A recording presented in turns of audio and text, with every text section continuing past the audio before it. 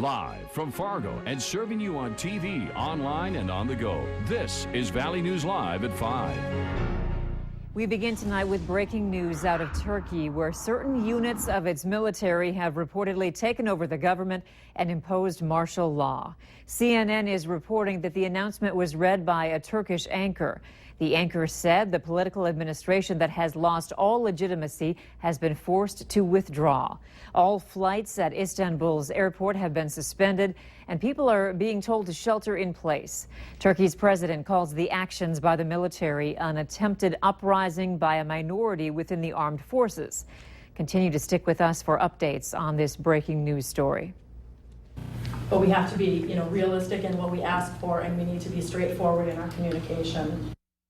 The Fargo Public School Board says it's only a matter of time until the district must make tougher decisions regarding its finances. Although no decisions were officially made or voted on, the Fargo School Board came to a consensus for a date and amount it will ask voters to approve in the next special election. The district general fund is currently frozen, and they say this will impact their future budgets, and they won't have access to the city's growing tax base. Valley News Team's Ashley Bishop takes us inside the discussion and explains what this means to homeowners. We're talking about the number. It took the board several hours to come to a consensus on how much they will ask voters to cap them at. Eventually, they agreed on 126 mills, where they say they are currently at.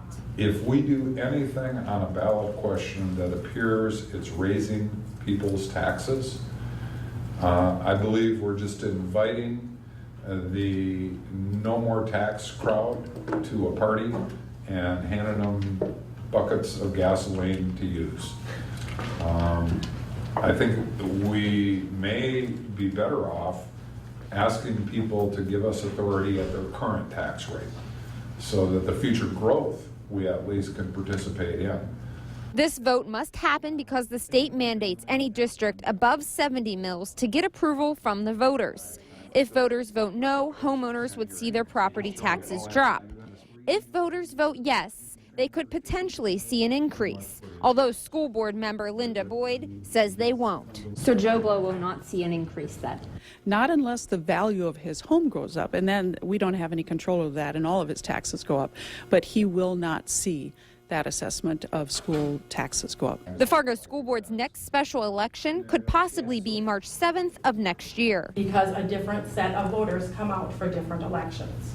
We think that's a good time. We're coming out of the winter. We're in the middle of changeover in the school schedules, if you will. It's prior to the spring break. The question was raised on why not November. There is no way we would get heard in the noise of a national election, and it tends to bring out, the turnout is highest, but often it's lower information voters when it comes to local issues. So there are a lot of people that the only time they ever vote is in a presidential election. In Fargo, Ashley Bishop, Valley News Live. The school board will make the official decision at the next board meeting. Police are investigating a case involving a 10-year-old girl who received nude pictures of men and then sent nude pictures of herself in return. Court documents say the girl met the older men through an online game called Wolf. She would then use Skype to chat with them, an exchange that has been going on for several months. Fargo police are requesting account information from Skype to identify the men involved. Court documents say at least 3 men sent the girl nude photos. Fargo police are warning the public about a man they consider armed and dangerous. Police are looking for 31-year-old Mark Knorr Jr. of Fargo. They say he has made threats to law enforcement that police will have to shoot him in order to arrest him. Police are asking people to use extreme caution around Knorr and not confront him. If you have any information that will assist in his arrest or see him, call 701-451-7660. President Obama is offering his sympathy and support for the people of France rocked by a deadly terror attack in the waning hours of its Independence Day. Among the Americans killed, a father and son from Texas. Plus, 3 Berkeley University students are wounded, and one of their classmates is missing. And today, U.S. Homeland Security officials are especially concerned about the nature of the attack, which was devastatingly deadly without the need for guns or explosives. In the wake of a French terror attack that left scores dead, including American citizens, President Obama is offering his condolences, outrage, and resolve. We pledge to stand with our French friends as we defend our nations against this scourge of terrorism and violence. And this is a threat to all of us. At the White House and at the U.S. Capitol, flags were lowered to half-staff for the third time in just over a month to honor victims of mass violence.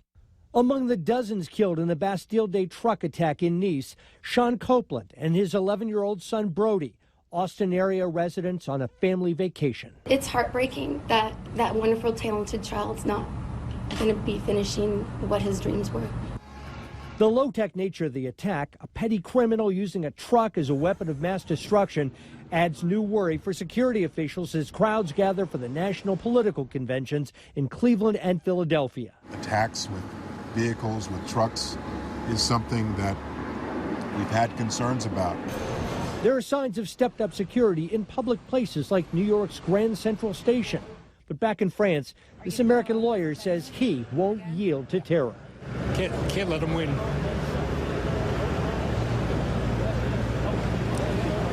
Can't let the terrorists win. Another attack on France hitting close to home for the United States.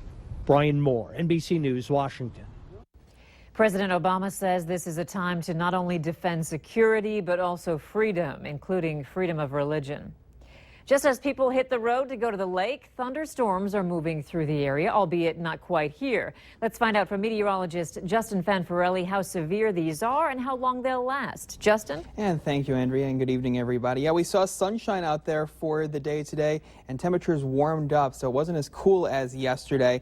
77 at Fargo, 73 Bemidji, 74 at Jamestown. Up toward Devil's Lake, they are seeing some thunderstorms, so a little cooler at 70 degrees right now. Most of the area is just seeing partly cloudy to mostly sunny skies right now. We are looking at the Devil's Lake Basin and the Northern Valley. We are seeing some showers and some rumbles of thunder moving through, especially just north of Michigan and just to the west of Grafton.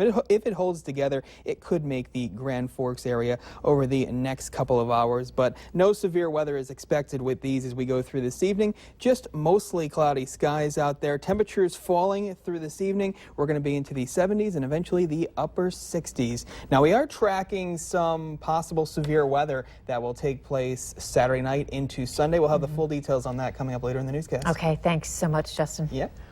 The last of 5 Dallas police officers killed in that shooting rampage last week will be buried tomorrow. It's an event that has prompted law enforcement officers across the country and right here in the Valley to stop and reflect on their careers. Crookston Police Chief Paul Biermeyer says they often face dangerous situations, but their officers are ready for whatever comes their way. And officers out on the streets say people around town have stepped forward during the past week to let them know they're appreciated. I was at the courthouse yesterday and I got a hug from a person of color, and they came from North Minneapolis, and they said, you know what, officer, I'm not a fan of the police, but I sure appreciate you guys up here. And you know, that meant a lot to me. That touched my heart. That touched my heart.